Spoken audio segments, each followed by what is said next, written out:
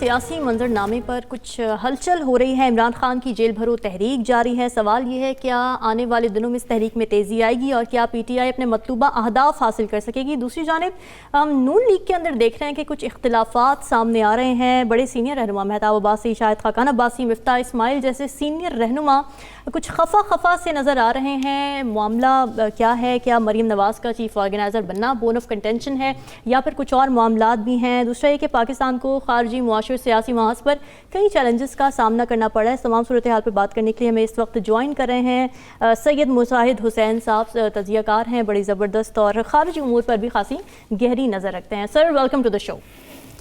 السلام علیکم جی رامین صاحبہ اور ارشاد عارف صاحب اور آپ کے ویوز کو بڑی میری طرف سے السلام علیکم۔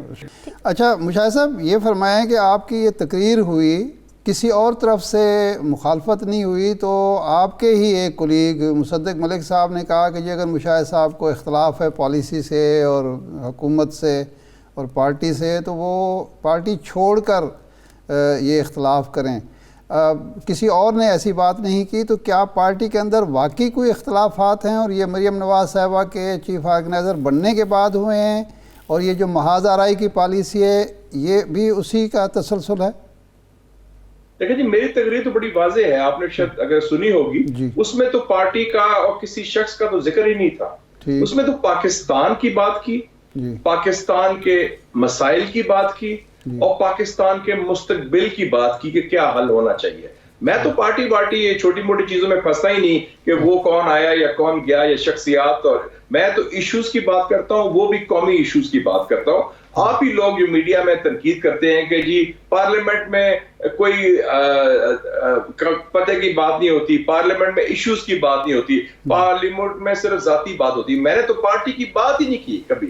آپ کو پتہ ہے میرا تو ایشو نہیں، میرے لیے پاکستان کا ایشو ہے، جو قائد اعظم کا پاکستان ہے، جس کے لیے ہمارے آباء و اجداد نے جدوجہد کر کے یہ ملک بنایا، اس کو کیسے تحفظ کیا جائے، اس کو کیسے مضبوط کیا جائے۔ جی نہیں مشاہد صاحب، بات یہ ہے کہ ایک 14 یا 15 جماعتوں پر مشتمل ایک حکومت ہے، سوائے عمران خان اور ایک اتحادی کے سارے جماعتوں کا اتحاد ہے جو حکومت کر رہا ہے۔ اگر وہ معاملات کو حل نہیں کر سکتے تو پھر یہ تو ہماری اجتماعی ناکامی ہوئی، پھر کیا الیکشن مسئلے کا حل ہے؟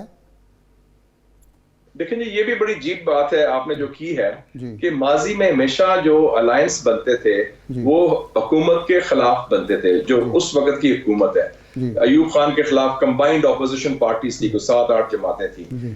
بھٹو صاحب کے خلاف پاکستان نیشنل الائنس تھا، پی این اے، 9 ستارے کہتے تھے اس کو۔ میاں صاحب کے خلاف جی ڈی اے بنا تھا، وہ 15-16 جماعتیں تھیں، گرینڈ ڈیموکریٹک الائنس۔ اور اب ساری الائنس جو بنا ہے ایک حزب اختلاف کی جماعت کے خلاف بنا ہے، تو یہ بھی ہماری تاریخ کا ایک انوکھا میرے خیال میں سفر ہے جس میں ہم جا رہے ہیں۔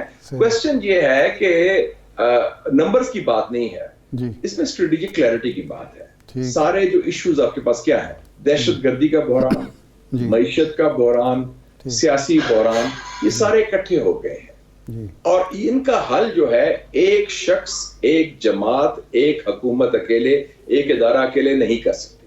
اور جمہوریت کی گاڑی اگر چلنی ہے تو اس کے 2 پہیے ہوتے ہیں، حزب اقتدار، حزب اختلاف، اور دونوں پہیے اکٹھے نہیں چلیں گے تو گاڑی آگے نہیں چلے گی۔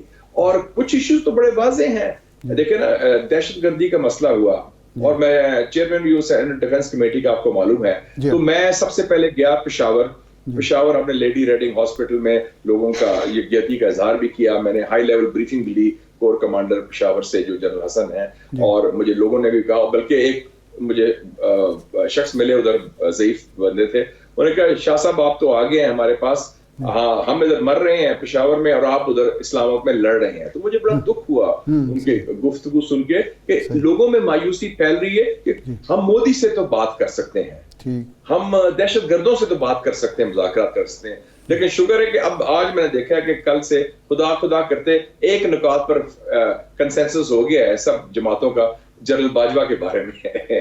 वो इमरान खान भी उनके पीछे खिलाफ है और हमारे लोग भी कह रहे हैं। तो ये बड़ी देर के बाद पहले इत्तेफाक हुआ था जनरल बाजवा की एक्सटेंशन पर, सब इकट्ठे मिल गए थे। अब जनरल बाजवा को कटहरे में लाने के लिए भी इत्तेफाक। लेकिन क्यों नहीं हम इकट्ठे बैठ सकते, क्यों नहीं हम इकट्ठे बैठ सकते, क्यों नहीं इशू सॉल्व कर सकते? अगर आप कहते हैं कि आप कायदीन हैं तो क्या शो लीडरशिप है जी। नहीं, इसका मतलब है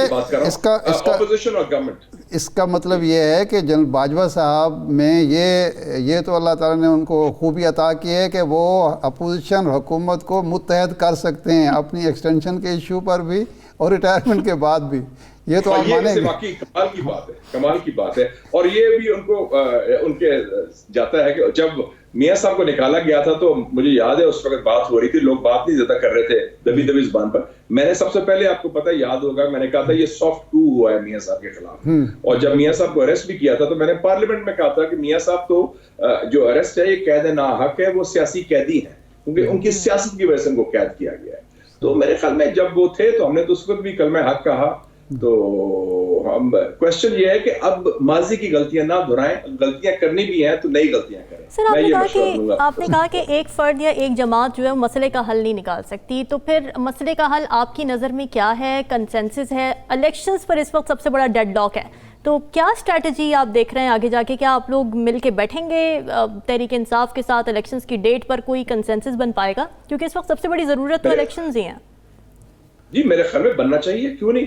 देखिए ना, एक तरफ हम कहते हैं कि आइन की पासदारी करें, आइन में जो लिखा गया उसको फॉलो करें। अगर आप खुद सियासतदान आइन की खिलाफ वर्जी करेंगे तो कल कोई और बंदा अगर आना खिलाफ वर्जी करना चाहे उनके लिए तो बड़ी आसानी पैदा हो जाएगी। उन्होंने कहा जी खुद जो लोग जिन्होंने हल्फ लिया था आइन पर उन्होंने आइन की पासदारी नहीं की तो हम क्यों करें? तो मेरे ख्याल में इसमें जरूरत है रूल्स ऑफ द गेम की। आपको याद होगा कि और इरशाद आरिफ साहब बड़ी गहरी नजर रखते हैं, जब मियां नवाज शरीफ साहब प्राइम मिनिस्टर थे, 16 दिसंबर 2014 का वाकया हुआ आर्मी पब्लिक स्कूल का। 16 दिसंबर को हुआ, अगले दिन गवर्नर हाउस में ऑल पार्टीज कॉन्फ्रेंस थी, उसमें मैं भी शामिल था, चौधरी शुजा साहब भी थे, जनरल राहील भी थे, डीजी ISI जनरल रिजवान भी थे, सब पास। और इमरान खान धरना छोड़ के उधर आ गए थे और बैठे प्रेस कॉन्फ्रेंस में हिस्सा लिया।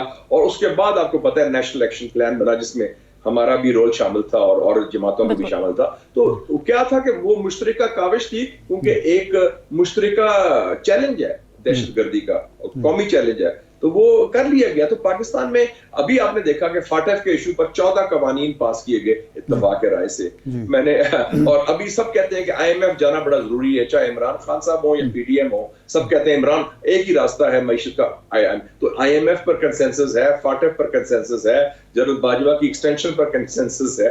तो आप जो अवाम के मसाइल हैं, जो अवाम का मुस्तकबिल जिससे मुंसलिक है, पाकिस्तान की खुशहाली और इस्तेकाम जिससे मुंसलिक है, वहां क्यों नहीं हो सकता? कोई हमें को बाहर से आएगी छड़ी लेके हमें बताए कि हम खुद नहीं कर सकते।